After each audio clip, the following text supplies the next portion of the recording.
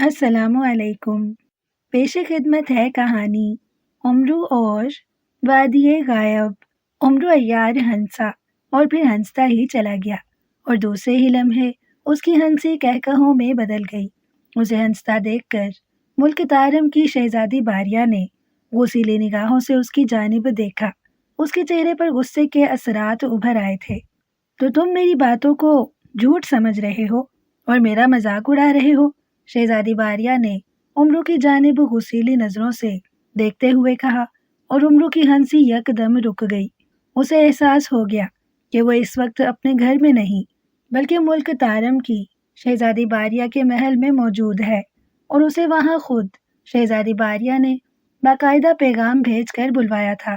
ملک Tarim ایک خاصا وسیع اور خوشحال ملک تھا۔ اس پر ارسلان بادشاہ کی حکومت تھی۔ ارسلان بادشاہ بے حد نیک اور رحم دل بادشاہ تھا۔ اس کی ایک ہی بیٹی تھی جس کا نام شہزادی باریہ تھا۔ شہزادی باریہ بے حد موٹی اور ہتھنی جیسی تھی۔ اس کا بے ڈول اور موٹا جسم تھا جبکہ اس کا سر بے حد چھوٹا تھا۔ ایسا معلوم ہوتا تھا جیسے تربوز پر خوبانی کی گٹھلی رکھ دی گئی ہو۔ چھوٹے مگر بے حد مضبوط ہاتھ۔ جب وہ غصے میں ہوتی اور اس کی زد میں کوئی آ جاتا تو وہ اسے تھپڑ دے مارتی، اور تھپڑ کھانے والے کے 14 طبق روشن ہو جایا کرتے تھے۔ شہزادی باریہ کو چلنے میں بے حد دشواری پیش آتی تھی۔ چلتے وقت اس کا جسم تھل تھل کرتا اور وہ بری طرح سے ہانپنے لگتی تھی جیسے کوسوں بھاگتی رہی ہو۔ امرو عیار شہزادی باریہ کے متعلق اچھی طرح سے جانتا تھا۔ ایک دو بار وہ سردار امیر حمزہ کے لیے شاہ ارسلان سے جنگی امداد کی درخواست لے کر آیا تھا، اور شاہ ارسلان نے ان کی بھرپور مدد کی تھی، اور اسی دوران امرو کی ایک دو بار ہتھنی جیسی شہزادی باریہ سے ملاقات ہو چکی تھی۔ شہزادی باریہ امرو عیار کی بے حد گرویدہ تھی۔ امرو اسے جھوٹے سچے قصے سنا سنا کر مروب کرتا رہتا تھا کہ وہ دنیا کا بہادر اور طاقتور ترین انسان ہے، اور اس نے ہزاروں جنوں، دیووں اور جادوگروں کو اپنی چٹکیوں میں مسل کر رکھ دیا ہے، اور اس سے دنیا کا ہر جادوگر، جن اور دیو خوف زدہ ہے۔ شہزادی باریہ حیران ہو کر اس کے کچھ سچے اور کچھ جھوٹے قصے سنتی رہتی، اور خوش ہو کر بچوں کی طرح تالیاں بجا کر اس کی بہادری کی تعریفیں کرتی، اور جو اس کے پاس قیمتی چیز ہوتی وہ انعام میں امرو کی جانب اچھال دیتی، اور امرو اسے دبوچ کر جلدی سے زنبیل میں ڈال لیتا۔ امرو کی نظر شہزادی باریہ کے ماتھے پر موجود جھومر پر لگی ہوئی تھی جس میں سرخ رنگ کے روشن روشن نگینے جڑے ہوئے تھے۔ امرو ان سرخ موتیوں جیسے نگینوں کو اچھی طرح سے پہچانتا تھا۔ وہ اصل میں ستارہ موتیوں کی ایک خاص قسم میں شمار ہوتے تھے، اور ستارہ موتی اس زمانے کے سب سے نایاب اور قیمتی ترین موتی تھے، اور زیادہ تر یہ بادشاہوں کے پاس نظر آتے تھے، ورنہ بڑے سے بڑا جوہری بھی انہیں خریدنے کی ہمت نہ رکھتا تھا۔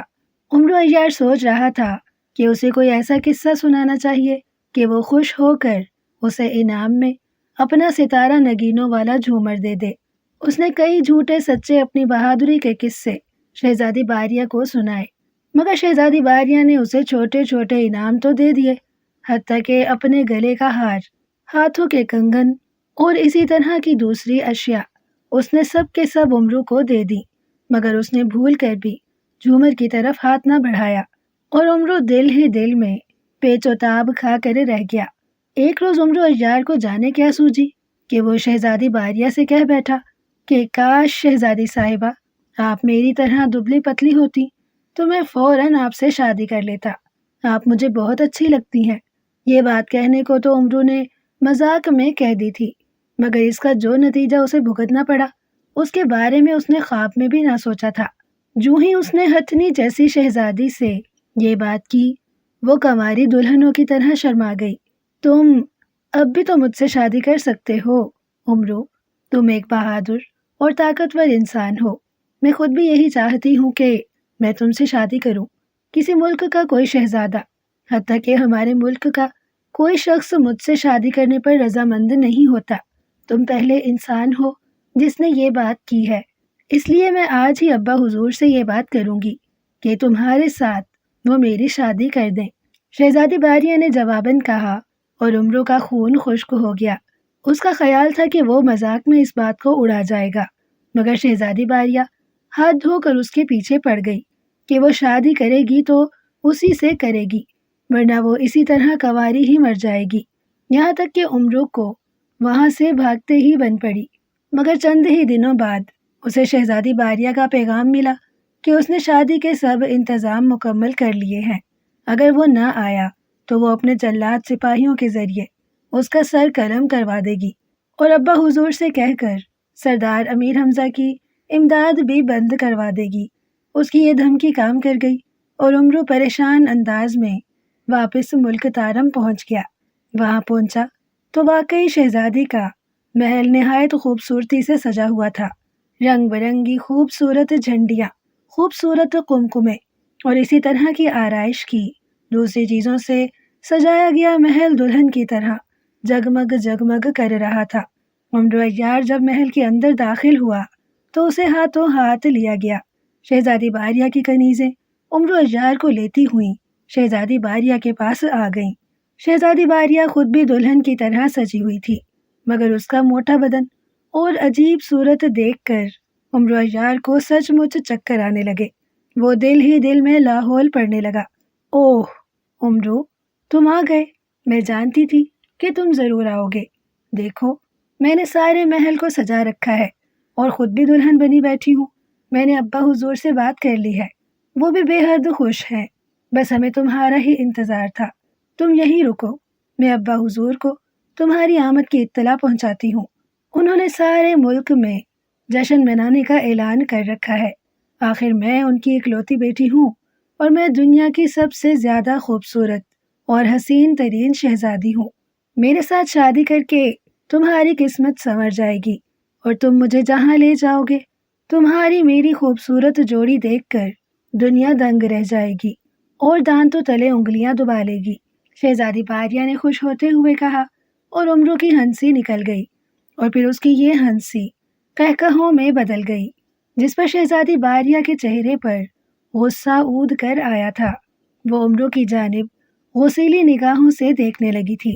شہزادی باریہ کا غصہ دیکھ کر عمرو سنجیدہ ہو گیا۔ شہزادی صاحبہ، میری ایسی مجال کہاں جو آپ کا مذاق اڑاؤں؟ آپ نے جو کہا ہے حرف بحرف سچ ہے۔ واقعی آپ کی اور میری جوڑی دیکھ کر دنیا دانتوں میں انگلیاں دبا لے گی، بلکہ چبا لے گی، اور شاید لوگ حیرت سے بے ہوش ہی ہو جائیں گے۔ ایک تنکے کے ساتھ غبارے کی شادی، واہ واہ، واقعی دنیا میں ایسی حسین ترین جوڑی شاید ہی کہیں ہوگی۔ عمرو عیار نے ہنستے ہوئے کہا، اور شہزادی اس کے طنز کو نہ سمجھ کر یوں خوش ہو گئی جیسے عمرو عیار نے اس کی تعریف کی ہو۔ شہزادی صاحبہ، میں آپ سے شادی تو کر لوں، آپ جیسی خوبصورت اور موٹی بھینس، اوہ میرا مطلب ہے طاقتور جسم کی مالک بیوی مجھے کہاں ملے گی؟ مگر میرے لیے ایک بہت بڑا مسئلہ ہے۔ اگر میں نے آپ سے شادی کر لی تو وہ مجھے زندہ نہیں چھوڑے گی اور مجھے ایک لمحے سے بھی کم وقفے میں اپنے پاؤں تلے روند ڈالے گی۔ عمرو نے پریشان صورت بنا کر کہا، اور شہزادی باریہ چونک پڑی اور حیران نظروں سے عمرو کی جانب دیکھنے لگی۔ مار ڈالے گی؟ کون مار ڈالے گی تمہیں؟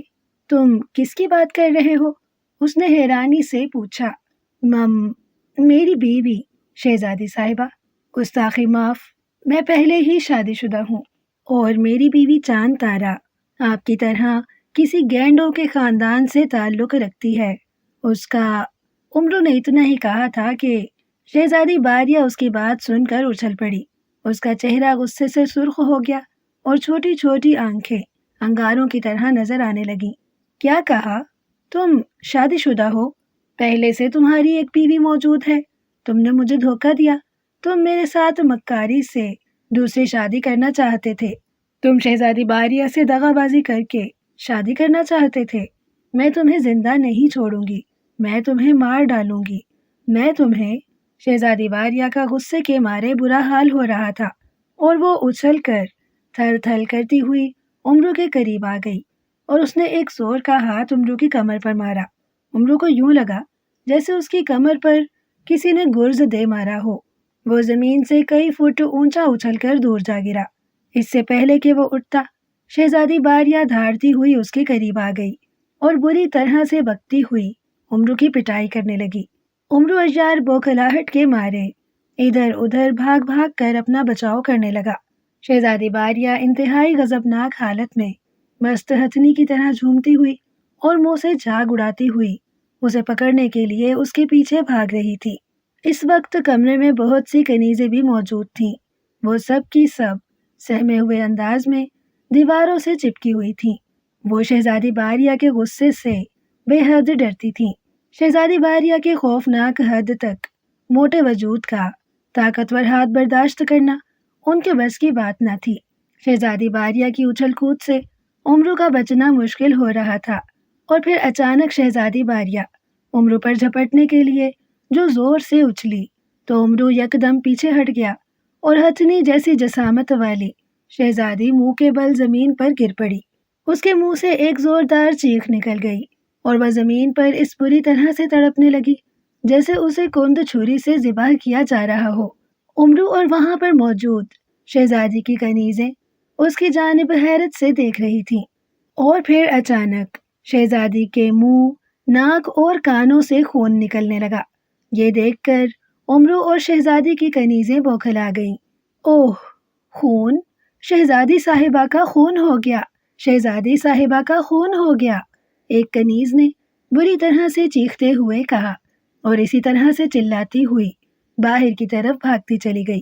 چند ہی لمحوں بعد وہاں بادشاہ، ملکہ، شاہی محافظ اور دوسرے بہت سے لوگوں کے ساتھ شاہی حکیم بھی آ گیا۔ کیا ہوا؟ کیا ہوا میری بچی کو؟ شہزادی باریہ، شہزادی باریہ! ملکہ نے وحشت زدہ انداز میں چلاتے ہوئے کہا، اور تیزی سے بھاگتی ہوئی شہزادی باریہ کے قریب آ گئی۔ شہزادی کے منہ، ناک اور کانوں سے مسلسل خون بہہ رہا تھا، اور شہزادی کے کپڑے اور زمین خون سے تر ہو گئی تھی۔ امرو ایک جانب کھڑا پھٹی پھٹی نگاہوں سے اس کی جانب دیکھے جا رہا تھا۔ اس کا ذہن سائیں سائیں کر رہا تھا۔ اس کی سمجھ میں نہیں آ رہا تھا کہ گرنے سے نہ جانے شہزادی کو کس جگہ چوٹ لگی تھی، جس کی وجہ سے شہزادی باریہ کے ناک، منہ اور کانوں سے خون جاری ہو گیا تھا اور رکنے کو ہی نہیں آ رہا تھا۔ شاہی حکیم آخر کافی جدوجہد کے بعد شہزادی کا خون روکنے میں کامیاب ہو گیا۔ اس وقت تک سارا کمرہ خون سے بھر گیا تھا اور شہزادی کا رنگ ہلدی کی مانند زرد ہو گیا تھا۔ شاہی حکیم کے چہرے پر شدید پریشانی کے آثار نظر آ رہے تھے۔ کیا بات ہے حکیم صاحب، آپ خاصے فکر مند دکھائی دے رہے ہیں۔ ہماری بیٹی باریہ کو ہوا کیا ہے جو اس قدر خون بہہ گیا ہے؟ کیا میری بیٹی بچ جائے گی؟ بادشاہ سلامت نے نہایت پریشان کن انداز میں کہا۔ بادشاہ سلامت، اگر جان کی امان پاؤں تو کچھ عرض کروں؟ شاہی حکیم نے پریشان زدہ لہجے میں کہا۔ اوہ، ایسی کیا خاص بات ہے جو تم ہم سے جان کی امان مانگ رہے ہو؟ بہرحال تمہیں امان دی جاتی ہے، کھل کر کہو کیا بات ہے؟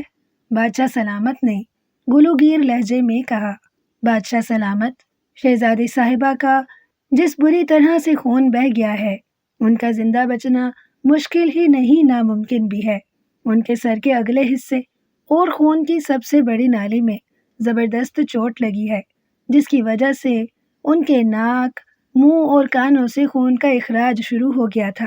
میں نے وقتی طور پر خون کا اخراج روک تو دیا ہے، مگر میں زیادہ دیر تک اپنا علاج برقرار نہ رکھ سکوں گا۔ کچھ ہی دیر میں خون پھر اسی طرح سے بہنا شروع ہو جائے گا۔ اس طرح میں اپنی دواؤں سے جتنی بار بھی خون روکوں گا، خون کا اخراج کچھ دیر بعد پھر شروع ہو جائے گا اور شہزادی صاحبہ کا زندہ بچ رہنا مشکل ہو جائے گا۔ اس کے علاوہ شہزادی صاحبہ کی پیشانی کے ایک خاص حصے پر جو چوٹ لگی ہے، اس کی وجہ سے شہزادی صاحبہ کا ذہن مکمل طور پر سو گیا ہے اور اسے جگانا بہت مشکل ہے، یعنی یہ مکمل طور پر بے ہوش ہو گئی ہیں۔ اگر کسی طرح ان کے خون کا اخراج روک بھی لیا جائے، تب بھی اس بے ہوشی کی وجہ سے شہزادی صاحبہ کی جان کو خطرہ لاحق ہے۔ زیادہ سے زیادہ شہزادی صاحبہ 3 روز تک زندہ۔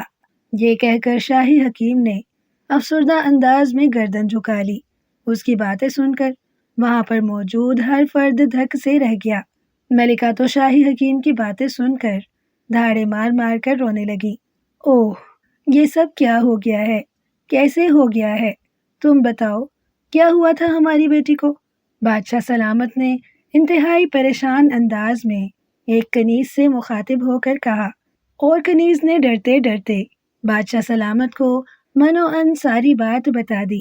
کنیز کی زبانی ساری بات سن کر بادشاہ سلامت انتہائی غضبناک نگاہوں سے عمرو عیار کی جانب دیکھنے لگے۔ تو یہ سارا واقعہ عمرو عیار کی وجہ سے رونما ہوا ہے۔ گرفتار کر لو عمرو عیار کو اور اسے لے جا کر زندان میں پھینک دو۔ اگر ہماری بیٹی کو کچھ ہو گیا تو ہم اسے زندہ درگور کر دیں گے۔ بادشاہ سلامت نے انتہائی نفرت زدہ نگاہوں سے عمرو عیار کی جانب دیکھتے ہوئے کہا، اور وہاں پر موجود سپاہیوں کو حکم دیا، جنہوں نے فوراً عمرو عیار کو پکڑ لیا۔ بادشاہ سلامت، میری بات سنیے بادشاہ سلامت، اس میں میرا کوئی قصور نہیں ہے۔ میں تو عمرو بری طرح سے چلانے لگا، لے جاؤ اسے، فوراً یہاں سے لے جاؤ، بادشاہ سلامت نے گرجتے ہوئے کہا، اور سپاہی عمرو کو کھینچتے ہوئے وہاں سے لے جانے لگے۔ حکیم صاحب، کیا ہماری بیٹی کا کوئی علاج ممکن نہیں؟ کیا کوئی ایسا طریقہ آپ کے پاس نہیں ہے کہ ہماری بیٹی کسی طرح سے اچھی ہو جائے؟ بادشاہ سلامت نے نہایت سنجیدہ انداز میں پوچھا۔ فی الوقت تو اس بیماری کا میرے پاس کوئی علاج نہیں ہے بادشاہ سلامت، بلکہ میرے پاس تو کیا، اس بیماری کا مجھے یقین ہے کہ پوری دنیا میں کسی حکیم، کسی طبیب کے پاس کوئی علاج نہیں ہوگا۔ ہاں، اگر کہیں سے سنہری گلاب کا عرق دستیاب ہو جائے تو شہزادی صاحبہ کی جان بچائی جا سکتی ہے، شاہی حکیم نے جواب دیتے ہوئے کہا۔ سنہری گلاب کا عرق؟ کیا مطلب؟ یہ سنہری گلاب کہاں ہوتا ہے؟ ہم زندگی میں شاید پہلی مرتبہ سنہری گلاب کے متعلق سن رہے ہیں، اور یہ کہاں پایا جاتا ہے؟ ہم اپنی بیٹی کے لیے اس سنہری گلاب کو ہر قیمت پر حاصل کریں گے، چاہے اس کے لیے ہمیں اپنی پوری سلطنت ہی کیوں نہ دینی پڑے، بادشاہ سلامت نے کہا۔ ان کے لہجے میں حیرت اور جوش شامل تھا۔ بادشاہ سلامت، سنہری گلاب کے متعلق ہم نے اپنے بوڑھوں سے سنا ہے۔ اس سنہری گلاب کے متعلق مشہور ہے کہ یہ خاص گلاب سلیمان باغ میں پیدا ہوا تھا، اور اس گلاب کی خاصیت یہ ہے کہ اگر اس کا رس کسی مردہ ہوتے ہوئے مریض کو بھی پلا دیا جائے تو وہ فوراً جی اٹھتا تھا، اور اسے زندگی بھر کوئی بیماری لاحق نہیں ہوتی۔ اس پھول کو آب حیات کے پانی سے پیدا کیا گیا تھا۔ بادشاہ سلامت، ہم نے سنا ہے کہ جس طرح آب حیات تک کوئی نہیں پہنچ سکتا، اسی طرح اس سنہری پھول تک پہنچنا بھی نہایت مشکل بلکہ ناممکن ترین کام ہے۔ یہ دنیا کے ایک غیبی علاقے میں پایا جاتا ہے جہاں پر ہزاروں جن اور دیو ہر وقت فضاؤں میں اور زمین پر گھومتے رہتے ہیں۔ اس کے علاوہ جس جگہ وہ پھول موجود ہوتا ہے وہاں کئی خون خوار درندے اور نہ جانے کون کون سی طاقتیں مقرر ہیں۔ اصل میں اس پھول کو کئی جادوگر اور باطل علوم رکھنے والے انسان اور جن حاصل کر کے زندگی حاصل کرنا چاہتے ہیں، اس لیے ایک بزرگ نے اپنے زمانے میں ہی اس پھول کو غائب کر دیا تھا، اور اس کی حفاظت کے لیے جن، دیو اور دوسری ہوائی مخلوقات کو مقرر کر دیا تھا۔ بادشاہ سلامت، میں نے یہ بات آپ کو اس لیے بتائی ہے کہ یہاں پر عمرو عیار موجود ہے۔ میں نے اس کے متعلق بڑی عجیب و غریب باتیں سن رکھی ہیں، بلکہ میں نے ایک ملک ساسان کے بادشاہ کے لیے دیکھا تھا کہ عمرو عیار ان کے لیے ایک خاص بوٹی حاصل کرنے کے لیے جادوگروں اور جنوں کے دیس کوہ گم نامی وادی میں چلا گیا تھا۔ اس نے نہ صرف وہاں سے وہ خاص بوٹی حاصل کر لی تھی، بلکہ اس نے وہاں پر موجود تمام باطل قوتوں، جنوں، دیووں اور جادوگروں کو ہلاک کر دیا تھا۔ بادشاہ سلامت، سنہری پھول ایک خاص پھول ہے، اسے صرف باطل قوتوں سے محفوظ رکھنے کے لیے غائب کر رکھا گیا ہے۔ اب ہمیں شہزادی صاحبہ کے لیے اس پھول کے عرق کی ضرورت ہے۔ عمرو عیار اگر چاہے تو اس نیک مقصد کے لیے سنہری پھول کی تلاش میں جا سکتا ہے، اور اگر وہ پھول لانے میں کامیاب ہو گیا تو شہزادی صاحبہ فوراً صحت یاب ہو جائیں گی، بلکہ ان کا موٹاپا بھی ختم ہو جائے گا۔ شاہی حکیم کہتا چلا گیا۔ عمرو عیار کی بہادری کے قصے تو ہم نے بھی سن رکھے ہیں۔ واقعی اگر وہ ہمت کرے تو اس پھول کو لانے کی کوشش کر سکتا ہے۔ ٹھیک ہے حکیم صاحب، آپ اپنی طرف سے شہزادی کا علاج جاری رکھیں۔ اگر خدا کو اس کی زندگی مقصود ہوئی تو یہ ضرور بچ جائے گی۔ ہم عمرو سے بات کرتے ہیں، اگر وہ راضی ہو گیا تو ٹھیک ہے، ورنہ ہم اسے یہاں سے واپس بھیج دیں گے۔ ہم سمجھیں گے کہ ہماری بیٹی کی قسمت میں یہ بیماری لکھی گئی تھی، سو وہ اس حال میں پہنچ گئی، باقی اس کی قسمت۔ بادشاہ سلامت نے ایک گہرا سانس بھر کر سر ہلاتے ہوئے کہا، اور شاہی حکیم نے اسبات میں سر ہلا دیا۔ عمرو عیار کو بادشاہ سلامت نے وہیں بلوا لیا۔ انہوں نے عمرو عیار کو ساری بات بتائی تو وہ سنجیدہ ہو گیا۔ ٹھیک ہے بادشاہ سلامت، میں اس سنہری پھول کی تلاش میں ضرور جاؤں گا۔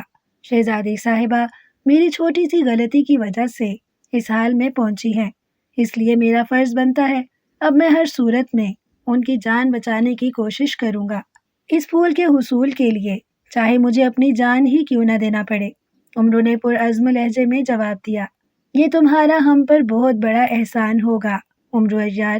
شہزادی باریہ ہماری اکلوتی بیٹی ہے، ہم نے کبھی بھول کر بھی اسے نہیں ڈانٹا، اور یہ اب اس قدر تشویشناک حالت میں پڑی ہے۔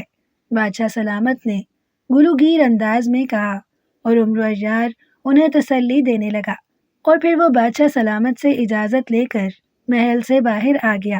اس کا ذہن گہری سوچ میں گم تھا کہ وہ سنہری پھول کی تلاش میں کس طرف اور کہاں جائے۔ اچانک اسے لوہے سلیمانی کا خیال آیا۔ اس نے زنبیل سے لوہے سلیمانی نکال لی اور اس سے سنہری پھول کے بارے میں پوچھا۔ سنہری پھول وادی غائب میں سرخ تالاب کے وسط میں موجود ہے۔ اس تک پہنچنے کا راستہ اس وقت دنیا میں صرف ساڈر جادوگر ہی جانتا ہے۔ وہ اپنی عمر بڑھانے کے لیے اس پھول کو حاصل کرنا چاہتا ہے۔ اس نے اپنے طاقتور جادو سے کئی برس لگا کر وادی غائب کا پتہ لگا لیا تھا، اور اس نے وہاں پہنچنے کے لیے ایڑی چوٹی کا زور لگا ڈالا، مگر وہ پھول تک پہنچنے میں کامیاب نہ ہو سکا۔ پھول کی حفاظت کرنے والے محافظ اس کا بس نہیں چلنے دیتے، وگرنہ وہ پھول حاصل کرنے میں کامیاب ہو چکا ہوتا۔ لوہے سلیمانی پر الفاظ ابھرے اور عمرو نے اسبات میں سر ہلا دیا۔ یہ ساڈر جادوگر کہاں ہے اور میں اس تک کس طرح سے پہنچ سکتا ہوں؟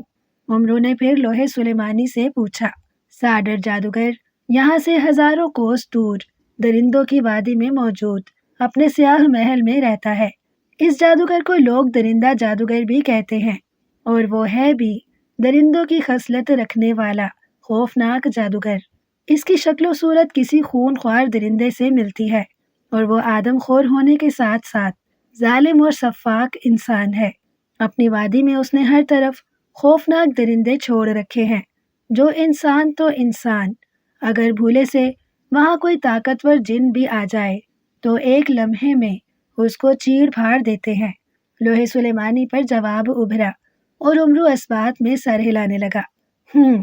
اس کا مطلب ہے سنہری پھول کو حاصل کرنے کے لیے مجھے پہلے اس خوفناک درندے ساڈر جادوگر سے ٹکر لینا ہوگی۔ عمرو نے ہونٹ چباتے ہوئے خود کلامی کی، اور پھر کچھ سوچ کر اس نے سر ہلا دیا، جیسے کسی اہم فیصلے پر پہنچ گیا ہو۔ طلسمی سنہری چپلوں پر سفر کرتا ہوا عمرو عیار کئی گھنٹوں کے سفر کے بعد ایک عجیب و غریب وادی میں پہنچ گیا۔ اس کی طلسمی سنہری چپلوں میں یہ خاصیت تھی کہ وہ اسے جب اپنے پاؤں میں پہن کر کسی جگہ پہنچنے کا حکم دے دیتا تو چپلیں اسے غائب کر کے ہوا میں اڑا کر ٹھیک اسی جگہ پہنچا دیتی جہاں عمرو عیار پہنچنا چاہتا ہو۔ اس نے چپلوں کو پہلے وادی غائب جانے کے لیے کہا تھا، مگر چپلوں نے اڑنے سے انکار کر دیا۔ عمرو نے لوہے سلیمانی سے اس کا سبب معلوم کیا تو معلوم ہوا کہ وہاں تک پہنچنے کے راستے ان چپلوں کو معلوم نہیں۔ اسی لیے عمرو عیار نے درندہ صفت جادوگر ساڈر سے ٹکرانے کا فیصلہ کر لیا تھا، اور سنہری چپلوں کی مدد سے وہ ساڈر جادوگر کی وادی میں پہنچ گیا۔ اس وادی کی مٹی سیاہ رنگ کی تھی، اور وہاں سیاہ رنگ کی ہر طرف چھوٹی چھوٹی زہریلی چونٹیاں سی رینگتی ہوئی دکھائی دے رہی تھی۔ اس کے علاوہ وہاں شیر جیسی شکل و صورت والے مگر بلوں جیسی جسامت والے عجیب و غریب درندے پھرتے ہوئے دکھائی دے رہے تھے۔ اس کے علاوہ زمین سے بعض جگہ آگ کے شعلے بھی نکلتے ہوئے دکھائی دے رہے تھے۔ دور، بہت دور امرو کو ایک بہت بڑے سیاہ رنگ کا محل دکھائی دے رہا تھا۔ محل بے حد بڑا اور کالا سیاہ تھا۔ محل کے بعض حصوں پر عجیب اور خوفناک شکلوں والے جن بھی اڑتے ہوئے نظر آ رہے تھے۔ امرو عیار اس محل اور اس کے خوفناک نظاروں کو دیکھ کر خوف سے تھوک نگلنے لگا۔ وہ پریشانی کے عالم میں سوچ رہا تھا کہ وہ ان زہریلی چونٹیوں، درندوں اور زمین سے نکلتے ہوئے آگ کے شعلوں سے کس طرح بچ کر اس سیاہ محل تک پہنچے۔ وہ اس وقت چونکہ غیبی حالت میں تھا اور اس کے قدم سنہری چپلوں کی وجہ سے فضا میں تھے، اس لیے چونٹیاں اسے نقصان پہنچانے سے قاصر تھیں۔ امرو سنہری چپلوں کو بار بار حکم دے رہا تھا کہ وہ اسے اسی حال میں اڑا کر محل تک پہنچا دیں، مگر سنہری چپلیں اس جگہ سے 1 انچ بھی آگے نہ بڑھ رہی تھی۔ تنگ آ کر امرو نے زنبیل سے پھر لوہے سلیمانی نکال لی اور اس سے اس کا سبب معلوم کر لیا۔ لوہے سلیمانی پر فوراً الفاظ ابھر آئے۔ ساڈر جادوگر اس وقت محل میں ایک خاص عبادت میں مصروف ہے۔ اس تک پہنچنے کے لیے ان سیاہ زہریلی چونٹیوں اور درندوں کے ساتھ ساتھ محل کے محافظ جنوں کا خاتمہ بھی ضروری ہے۔ سنہری چپلیں تمہیں آگے نہیں لے جا سکتی۔ یہ پڑھ کر امرو نے ان طلسمات کا خاتمہ کرنے کا طریقہ پوچھا، مگر لوہے سلیمانی پر کوئی لفظ نہ ابھرا تو امرو نے جبڑے بھینچ لیے، گویا ان طلسمات کا خاتمہ اسے خود اپنی عقل سے کرنا تھا، اس کے بغیر اس کا محل تک پہنچنا ناممکن تھا۔ دیکھا جائے گا، امرو نے ہنکارا بھرتے ہوئے خود کلامی کی اور جھک کر غور سے چونٹیوں کی جانب دیکھنے لگا۔ ساری کی ساری وادی ان زہریلی چونٹیوں سے الٹی پڑی تھی۔ زمین کا کوئی حصہ ایسا نہ تھا جہاں زہریلی چونٹیاں نہ ہوں۔ ہاں، البتہ جہاں جہاں شیر نما خوفناک بلے گھوم رہے تھے وہاں سے چونٹیاں غائب ہو جاتی اور بلوں کے آگے بڑھنے پر پھر نمودار ہو جاتی، اور یا جن حصوں میں سے آگ کے شعلے بلند ہوتے تھے وہاں چونٹیاں نظر نہیں آ رہی تھیں۔ امرو عیار چند لمحے سوچتا رہا، پھر اسے ایک خیال آیا۔ اس نے زنبیل سے ایک عجیب سا سفوف نکالا اور اسے اس نے اپنے دونوں پاؤں پر اچھی طرح سے مل لیا۔ پھر اس نے ایک اور سفوف نکال کر ملا تو اس کے دونوں پاؤں اس طرح سرخ ہو گئے جیسے آگ میں دہک رہے ہوں۔ امرو نے شلوار کے پائنچے اوپر تک اٹھا لیے تھے۔ اس نے سنہری چپلیں زنبیل میں ڈال لیں اور پھر اس نے ڈرتے ڈرتے زمین کے اس حصے پر پاؤں رکھا جہاں چونٹیاں تھیں۔ اس نے جو ہی پاؤں چونٹیوں پر رکھا، ایک شعلہ سا بھڑکا اور اس حصے سے بہت سی چونٹیاں جل کر غائب ہو گئیں۔ یہ دیکھ کر امرو عیار کی خوشی کی انتہا نہ رہی۔ اس نے بغیر کسی خوف کے دوسرا پاؤں آگے بڑھایا، فوراً ہی اس حصے کی بھی زہریلی چونٹیاں جل کر غائب ہو گئیں اور امرو نہایت اطمینان کے ساتھ قدم آگے بڑھاتا چلا گیا۔ اس سفوف کی خاصیت ہی یہی تھی کہ اگر اسے جسم کے کسی حصے پر مل لیا جائے تو جسم آگ کی طرح دہکنے لگتا ہے، اور اگر کسی طلسمی چیز سے دہکتا ہوا جسم چھو جائے تو وہ چیز فوراً جل جاتی ہے، جبکہ امرو کو اپنے دہکتے ہوئے پاؤں کا ذرہ بھر احساس نہیں ہو رہا تھا۔ وہ اسی طرح نہایت اطمینان سے دہکتے ہوئے پاؤں چونٹیوں پر رکھتا انہیں جلاتا ہوا درندوں کے حصے میں پہنچ گیا۔ درندے بھی غالباً اسے دیکھ چکے تھے۔ وہ نہایت خوفناک انداز میں دھاڑ رہے تھے۔ ان کی دھاڑیں شیروں کی گرج جیسی تھیں اور ان میں سے کئی درندے امرو کو دیکھ کر اس کی طرف دوڑے چلے آ رہے تھے۔ امرو عیار ان سے نمٹنے کے لیے پوری طرح تیار تھا۔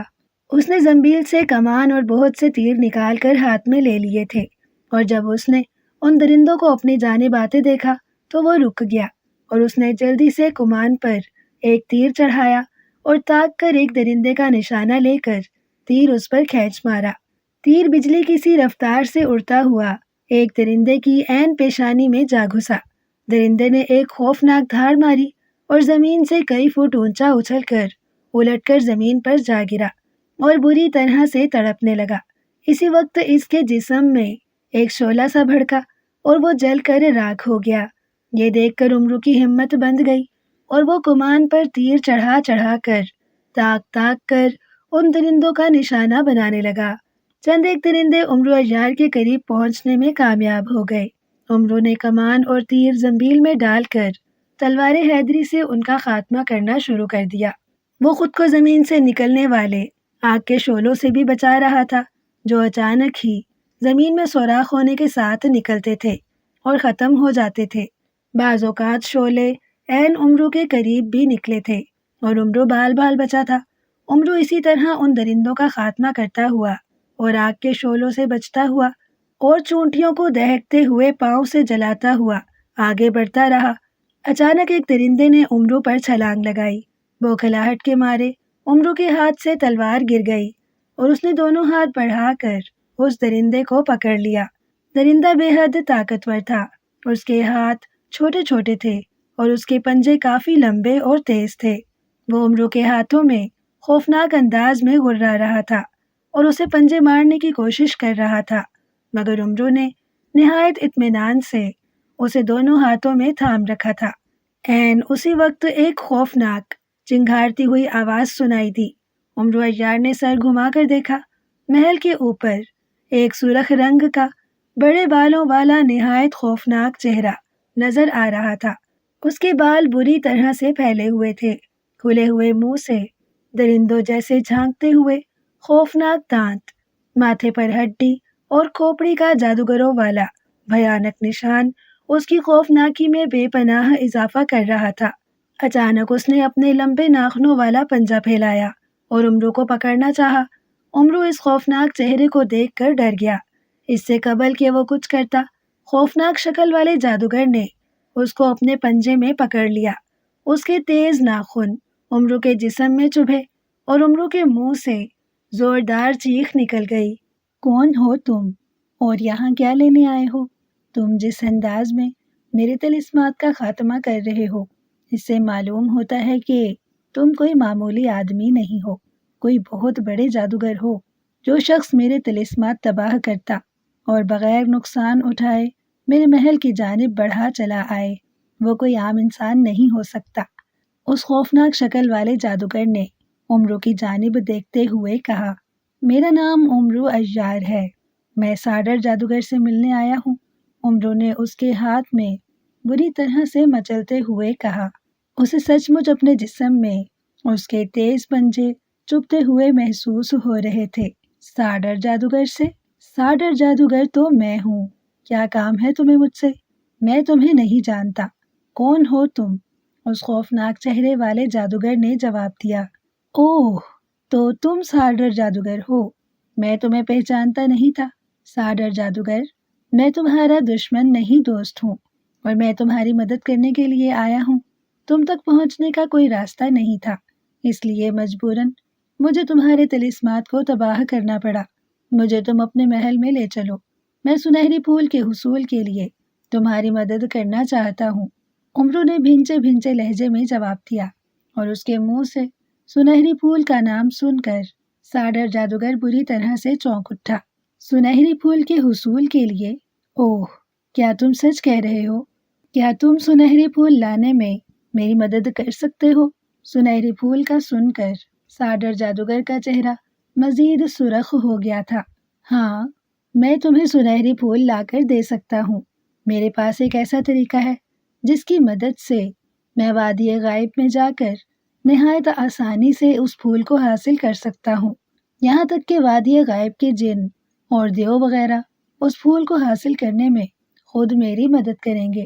عمرو نے کہا اور ساڈر جادوگر آنکھیں پھاڑ پھاڑ کر عمرو کی جانب دیکھنے لگا۔ دوسرے ہی لمحے وہ عمرو سمیت دھوئیں میں تبدیل ہوا اور دھواں تیزی سے چکراتا ہوا محل کے ایک روشن دان میں گھس گیا اور ایک نہایت خوبصورت کمرے میں آ گیا۔ کمرے میں آتے ہی اس نے پھر ساڈر جادوگر کا روپ دھار لیا۔ عمرو عیار اس کے ہاتھ میں تھا۔ ساڈر جادوگر نے عمرو کو ایک مسند پر بٹھایا۔ اس کی آنکھوں میں عجیب مسرت انگیز چمک لہرا رہی تھی۔ تمہارے پاس ایسا کون سا طریقہ ہے عمرو جادوگر کہ وادی غائب کے محافظ تمہیں خود وہ پھول لا کر دے دیں گے؟ ساڈر جادوگر نے حیرت سے عمرو کی جانب دیکھتے ہوئے پوچھا۔ اس کے لہجے میں بے چینی عیاں تھی اور عمرو عیار اپنے نام کے ساتھ جادوگر کا لقب سن کر مسکرا دیا۔ نہیں ساڈر جادوگر، میں تمہیں وہ راز نہیں بتا سکتا۔ اگر میں نے تمہیں وہ طریقہ بتلا دیا تب اس طریقے پر میں خود بھی عمل نہیں کر سکوں گا۔ طریقہ ایک چھوٹا سا طلسم ہے جو بتانے سے ختم ہو جاتا ہے۔ بس تم مجھے ایک بار اس وادی میں پہنچا دو، پھر میں وہاں سے سنہری پھول لے کر تمہارے پاس پہنچ جاؤں گا۔ اور یہ کہہ کر امرو جان بوجھ کر خاموش ہو گیا۔ اور کیا؟ ساڈر جادوگر نے جلدی سے پوچھا۔ اور اس کے بدلے میں تم سے تمہاری ساری دولت لے لوں گا۔ دراصل میں ایک نہایت غریب جادوگر ہوں۔ ہزاروں قرض خواہ میرے گھر کا دروازہ کھٹکھٹاتے رہتے ہیں اور مجھے جان سے مار دینے کی دھمکیاں دیتے رہتے ہیں۔ انہی سے خوفزدہ ہو کر اور جان بچا کر تو میں اس طرف آیا تھا کہ میں تم جیسے عظیم جادوگر کی مدد کر کے تم سے دولت حاصل کر لوں اور دنیا کا امیر ترین جادوگر بن کر تمام قرض ادا کر دوں اور زندگی عیش و آرام سے گزاروں۔ امرو نے تاک کر نشانہ باندھتے ہوئے کہا۔ اس کا نشانہ ٹھیک بیٹھا۔ ساڈر جادوگر کے چہرے پر جو شک کے سائے لہرا رہے تھے وہ ختم ہو گئے۔ اچھا، تو تم صرف دولت کے حصول کے لیے میری مدد کرنے کو آئے ہو؟ ٹھیک ہے، میں تم سے وعدہ کرتا ہوں، اگر تم سنہری پھول لانے میں کامیاب ہو گئے تو میں تمہیں اپنی ساری دولت دے دوں گا۔ میرے پاس اتنا بڑا خزانہ ہے کہ جسے تم دیکھو گے تو حیران رہ جاؤ گے، اور اگر تمہارا قرض 10 بادشاہوں کے خزانوں جتنا بھی ہوگا تو وہ بھی ادا ہو جائے گا، اور اس کے باوجود تمہاری 7 پشتیں تمہارے خزانے سے عیش کرتی رہیں گی۔ ساڈر جادوگر نے خوش ہو کر کہا، اور اس کی بات سن کر امرو کی آنکھیں خوشی سے چمک اٹھی۔ ٹھیک ہے، تم اسی وقت مجھے وادی غائب میں پہنچا دو۔ میں ابھی اور اسی وقت جا کر وہاں سے سنہری پھول حاصل کرنا چاہتا ہوں، امرو نے خوش ہوتے ہوئے کہا، اور ساڈر جادوگر نے اسبات میں سر ہلا دیا۔ ٹھیک ہے، آؤ، میں تمہیں ابھی وادی غائب میں لیے چلتا ہوں۔ تم آنکھیں بند کرو اور جب تک میں نہ کہوں اس وقت تک تم اپنی آنکھیں مت کھولنا، ساڈر جادوگر نے کہا، اور امرو عیار نے اسبات میں سر ہلاتے ہوئے آنکھیں بند کر لیں۔ چند ہی لمحوں بعد اسے اپنا جسم ہلکا پھلکا ہو کر فضا میں اڑتا ہوا محسوس ہوا۔ امرو جادوگر، آنکھیں کھولو، تم وادی غائب پہنچ چکے ہو۔ اچانک امرو کے کانوں میں ساڈر جادوگر کی آواز سنائی دی اور امرو نے آنکھیں کھول دی۔ اس نے دیکھا وہ اس وقت ایک نہایت خوبصورت سرسبز و شاداب وادی میں کھڑا تھا۔ سامنے ایک سنگ مرمر کا دروازہ دکھائی دے رہا تھا جس پر جالے نما عجیب سے تار لگے ہوئے تھے۔ دروازے کی دوسری طرف وادی بالکل صاف دکھائی دے رہی تھی۔ امرو جادوگر، سامنے وادی غائب میں داخل ہونے کا دروازہ ہے۔ اس میں داخل ہونے کے ساتھ ہی تم وادی میں پہنچ جاؤ گے۔ ہاں، تمہیں ہر طرف اندھیرا ہی اندھیرا نظر آئے گا۔ اس اندھیرے میں محافظ جن اور دیو موجود ہیں۔ اپنے بچاؤ کا انتظام کر لو، ورنہ اندھیرے میں جاتے ہی جن اور دیو تم پر ٹوٹ پڑیں گے اور تمہارے جسم کی ایک ہڈی تک کا بھی پتہ نہیں چلے گا، ساڈر جادوگر نے کہا، اور امرو نے اسبات میں سر ہلا دیا۔ امرو نے کچھ سوچتے ہوئے زنبیل میں سے سلیمانی سرما نکال کر آنکھوں میں لگا لیا، اور ساتھ ہی اس نے سلیمانی چادر نکال کر کندھوں پر ڈال لی اور نہایت اطمینان سے اس جالے لگے دروازے کی جانب بڑھنے لگا۔ اس نے لوہے سلیمانی بھی نکال کر ہاتھ میں لے لی تھی۔ سنگ مرمر کے دروازے کے قریب پہنچ کر اس نے جالے پر لوہے سلیمانی لگائی۔ ایک جھماکا ہوا اور جالا فوراً جل گیا۔ یہ دیکھ کر امرو کے لبوں پر مسکراہٹ آ گئی۔ وہ یہاں پر ایک منصوبہ بنا کر آیا تھا اور اس نے سوچا کہ اگر اس کا منصوبہ کامیاب رہا تو وہ نہایت آسانی کے ساتھ سنہری پھول کو حاصل کر سکتا تھا۔ وہ دروازہ عبور کر کے تھوڑا سا ہی آگے بڑھا ہوگا کہ اچانک اس کی آنکھوں کے سامنے گہری تاریکی چھا گئی۔ اس نے مڑ کر دیکھا، دروازہ بھی غائب ہو چکا تھا۔ تاریکی چند ہی لمحے رہی، پھر سلیمانی سرمے کی وجہ سے امرو کو وہاں کی تاریکی میں بھی دن کے اجالے کی طرح ہر چیز دکھائی دینے لگی۔ اس نے دیکھا سامنے کئی خوفناک شکلوں والے اور بڑے بڑے جن ہاتھوں میں گرز اور بڑے بڑے پھلوں والے کلہاڑے اٹھائے ہوئے اس کی جانب بھاگے آ رہے تھے۔ وہ جو ہی امرو کے قریب آئے، امرو نے ان کے سامنے لوہے سلیمانی کر دی۔ جن فوراً رک گئے۔ کون ہو تم؟ آدمزاد، اور تمہارے جسم سے سلیمانی چیزوں کی بو ہمیں محسوس ہو رہی ہے۔ اوہ، تمہارے ہاتھ میں موجود لوہے سلیمانی بھی سلیمانی ہے۔ ایک جن نے اس کے قریب آ کر کہا، یہ سب چیزیں واقعی سلیمانی ہیں۔ دوستو، میں ایک خاص مقصد کے لیے یہاں آیا ہوں۔ مجھے اصل میں سنہری پھول کی ضرورت ہے۔ ایک شہزادی میری وجہ سے ایک خوفناک بیماری میں مبتلا ہو گئی ہے اور وہ جان کنی کی حالت میں پڑی ہے۔ ایک بزرگ نے سنہری پھول کو صرف باطل قوتوں سے بچانے کے لیے اسے تمہاری حفاظت میں دیا تھا۔ اس وقت میں اس پھول کو نیک مقصد کے لیے لینے آیا ہوں۔ کیا تم مجھے اس پھول کو حاصل کرنے میں میری مدد کر سکتے ہو؟ امرو نے نہایت متانت بھرے لہجے میں کہا، اور اس نے ان جنوں کو شہزادی باریہ اور حکیم کی کہی ہوئی ساری بات بتا دی۔ ہاں، یہ ٹھیک ہے، اس پھول کو باطل قوتوں سے بچانے کے لیے ہماری حفاظت میں دیا گیا تھا اور ہمیں حکم دیا گیا تھا کہ ہم وہ پھول اس شخص کے حوالے کریں جو اشد ضرورت مند ہوگا اور چند سلیمانی چیزیں لائے گا۔ تمہارے پاس کئی سلیمانی چیزیں نظر آ رہی ہیں۔ ٹھیک ہے، ہم تمہیں وہ پھول دینے کو تیار ہیں۔ تم اس پھول کو لے جاؤ، ہم بھی اس کے بعد آزاد ہو کر اپنی دنیا میں واپس چلے جائیں گے۔ اگر تمہارے پاس سلیمانی چیزیں نہ ہوتی اور تمہاری ضرورت میں کوئی غرض شامل ہوتی تو ہم تمہیں ایک لمحے سے بھی کم وقفے میں ہلاک کر دیتے۔ پھول کی حفاظت کے لیے ہم ہی نہیں، اور بھی بہت سی خوفناک قوتیں مقرر ہیں، مگر وہ قوتیں صرف باطل قوتوں کو روکنے کے لیے مقرر کی گئی تھی۔ بہرحال تم یہیں رکو، میں تمہیں ابھی وہ پھول لا دیتا ہوں۔ اس جن نے جواب دیا جو سب سے آگے تھا، اور اس کی بات سن کر امرو عیار کا چہرہ فرط مسرت سے کھل اٹھا۔ اس کے فہم و گمان میں بھی نہ تھا کہ جن اس کی بات اس قدر آسانی کے ساتھ مان جائیں گے اور اتنی جلدی اسے پھول دینے پر رضامند ہو جائیں گے۔ یہ امرو کی خوش قسمتی ہی تھی کہ اسے زیادہ دقت نہ اٹھانا پڑی تھی، جبکہ اس کا خیال تھا کہ اسے پھول کے حصول کے لیے جانے کیا کیا کرنا پڑتا۔ وہ جن چند لمحوں کے بعد غائب ہوا اور پھر فوراً ہی آنمودار ہوا۔